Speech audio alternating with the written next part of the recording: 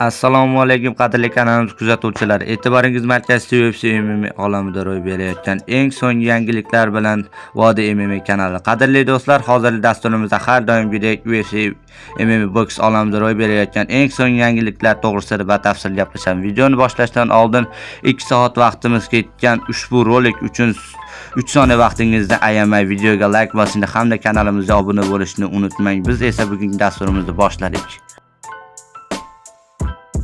Gruziyalik UFC jangchisi Ilya Topuria navbatdagi jangini 28-iyul kuni Las Vegasdagi UFC 317 musobaqasida o'tkazishini rasman tasdiqladi. U haqida u Telemadrid kanalida berilgan intervyusida ma'lum qildiki, "Men jiddiy tayyorgarlik kutyapti. 28-iyul kuni yana sizlarni xursand qilishga umid qilaman", dedi Topuria. O'z muxlislariga murojaat qilib, avvalroq uning jamoasiga yaqin ispan sport jurnalisti Alvaro Colmenero ham bu jangga tayyorgarlik boshlaganini xabar qilgan edi.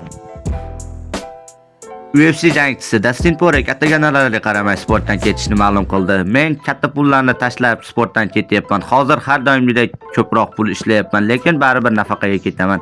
Balki aqlsizlik bo'lar, ammo men shunchaki sog'lom bo'lib qolishni, yaxshi ota, yaxshi turmush o'rtoq bo'lishni, oilam bilan ko'proq vaqt o'tkazishni, atrofimdagilar uchun muhim inson bo'lishni istayman", dedi Poirier. Qadrli do'stlar, hozirgi dasturimiz xuddi mana shu yerda o'z yakuniga yetdi. Videoni oxirigacha ko'rganlar barchasiga kattakon rahmat. Video yoqqan bo'lsa like bosishni unutmang. Keyingi dasturlarimizda ko'rishguncha xayr, o'zingizni ehtiyot qiling. Vodi MMA kanalidan uzoqlashmang. Tez orada ko'rishguncha do'stlar.